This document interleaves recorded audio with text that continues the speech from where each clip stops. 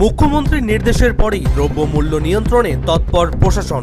মঙ্গলবার সকাল থেকে মুর্শিদাবাদের রঘুনাথগঞ্জের বিভিন্ন বাজারে শুরু হয় প্রশাসনিক অভিযান।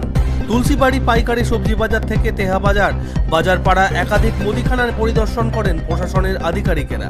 পাইকারি ও খুচরো বাজারের দামের ফারাক, পণ্য মজুদ, চালান এবং বিল খতিয়ে দেখেন তারা। প্রশাসনের দাবি, কোনো পণ্যের পাইকারি বা খুচরো দামের মধ্যে অস্বাভাবিক কোনো ফারাক থাকলে তা কমাতেই নজরদারি চালানো হচ্ছে। উদাহরণ হিসাবে আধিকারিকেরা জানান, পাইকারি বাজারে 150 থেকে 160 টাকা কেজি দরে আদা বিক্রি হলে খুচরো বাজারে তা 250 টাকা পর্যন্ত দরে পৌঁছেছে। প্রশাসনের প্রাথমিক পর্যবেক্ষণ, বর্ষার কারণে শাকসবজির যোগান কিছুটা কমেছে, আর তার জেরেই চাহিদা ও যোগানের ভারসাম্য সমস্যা তৈরি হয়ে দাম বেড়েছে। তবে পরিস্থিতি দ্রুত স্বাভাবিক হবে বলে আশা প্রশাসনের। আগামী কয়েকদিনের মধ্যে বড় পাইকারি ব্যবসায়ীদের দোকানেও অভিযান চালানোর কথা জানানো হয়েছে।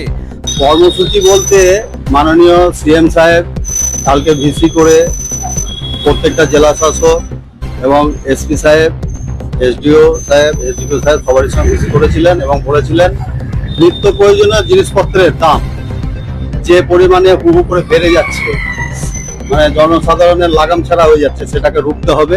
তার জন্য ডেলি আমাদেরকে ভিজিট করতে হবে মার্কেট, এবং প্রপার চালান সহ প্রত্যেকটা ব্যবসায়ীকে ব্যবসা করতে হবে। ওই মুখে একরকম বলছে, হোলসেল বাজারে দেখা যাচ্ছে কোনো জিনিস হয়তো সামান্য একটা আদা দিয়ে আপনাকে উদাহরণ দেই, 150 থেকে 60 টাকা চলছে আদা হোলসেল মার্কেটে, সেটা আবার রিটেলে চলে আসছে 250 টাকা। মানে এই যে 100 টাকা ডিফারেন্স, এই ডিফারেন্সটাকে কমাতে হবে অ্যাট এনি হাউ। ওই জন্য আমরা চালানটাকে আগে দেখছি, বিল ভ্যালুটাকে দেখছি, আশা করছি কিছুদিনের মধ্যে কমে যাবে। তারপরে ওদের কাছ থেকে যেটা আমরা জানতে পারলাম মার্কেট সার্ভে করে, চাহিদা যোগান যেটাকে আমরা বলি, সেটা যোগান কম থাকার জন্য চাহিদা বেশি আছে, তার জন্য দামটা বেড়ে গেছে।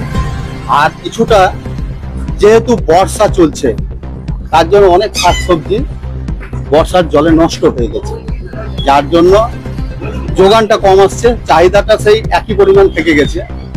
এটা খুব সামান্য দিনের মধ্যে আশা করছি ঠিক হয়ে যাবে।